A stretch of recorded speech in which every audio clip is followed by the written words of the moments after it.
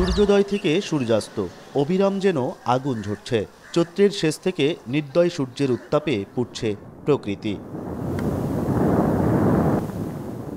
প্রায় জলশূন্য যমুনা ব্রহ্মপুত্রের বুক জুড়ে পানি প্রবাহের বদলে এখন বয়ে চলেছে তাপপ্রবাহ। অতিরিক্ত গরমে মানুষের পাশাপাশি স্বস্তির খোঁজে নদ নদীতে নেমে পড়ে হাঁপিয়ে ওঠা প্রাণীকুল। অসহনীয় এই গরম থেকে বাঁচতে শীতল বাতাস আর বৃষ্টির আশায় চাতক প্রতীক্ষায় থাকা সাধারণের জন্য আপাতত মিলছে না এতটুকু সুখবর। আগামী 5 থেকে 7 দিনের মধ্যে বৃষ্টিপাতের তেমন সম্ভাবনা নাই। সো সব মিলিয়ে আমাদের তাপ দাহ অব্যাহত থাকবে বলে আমরা আশঙ্কা করছি। দিনকে দিন কেন রুদ্ররূপ ধারণ করছে প্রকৃতি?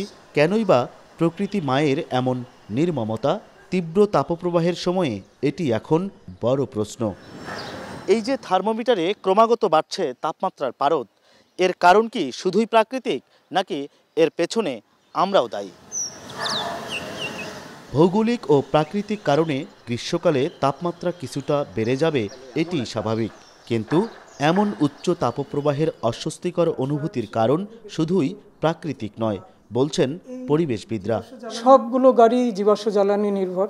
শিল্প কারখানাগুলোতে চালাতে গিয়ে যে জ্বালানি আমরা পুড়ছি, সেই জ্বালানিগুলো থেকে যে পার্টিকুলেট ম্যাটারগুলো যেমন carbon die oxide, nitrous oxide, methane, এগুলো বাতাসে ছড়িয়ে পড়ছে।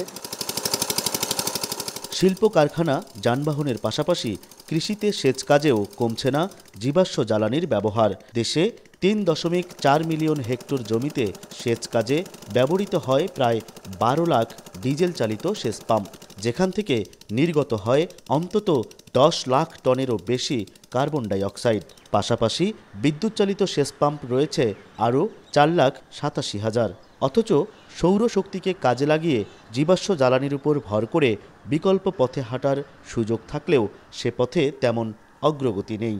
সম্প্রতি চরাঞ্চলে সেচ কাজে ব্যবহারের জন্য সৌরশক্তি চালিত পোর্টেবল ইরিগেশন সিস্টেম চালু করে সুফল পেয়েছে বগুড়া পল্লী উন্নয়ন একাডেমির চর ডেভেলপমেন্ট রিসার্চ সেন্টার। পরিবেশবান্ধব এ পদ্ধতিতে সেচ দিয়ে প্রতি একরে কৃষকের সাশ্রয় হচ্ছে 7,000 টাকা। টোটাল ডিজেল পাম্পগুলোকে কিভাবে রিমুভ করে বা চেঞ্জ করে সোলারে যাওয়া যায়, এটা গেলে আমরা একবারে অনেকটাই আমরা আসলে কার্বন ইমিশন আমরা রোধ করতে পারবো। সোলার সেচ পদ্ধতি ব্যবহার করে আমাদের পরিবেশগতভাবে আমরা যে কার্বনের বিষয়টি, সেখানে আমরা পরিবেশ সাশ্রয় করছি। পাশাপাশি আমরা আর্থিক যে বিষয়টি, এটা প্রায় আমার 70% সাশ্রয় হচ্ছে। ভর্তুকি মূল্যে সরকারি প্রতিষ্ঠান টেকসই ও নবায়নযোগ্য জ্বালানি উন্নয়ন কর্তৃপক্ষ শ্রেডার সৌরচালিত সেচ পাম্প নিয়ে উপকৃত হয়েছেন বগুড়া সদরের চকসট্টা গ্রামের কৃষক কামরুজ্জামান। 30 বিঘা জমিতে সেচের পাশাপাশি উৎপাদিত বিদ্যুৎ বিক্রি করতে পারবেন তিনি।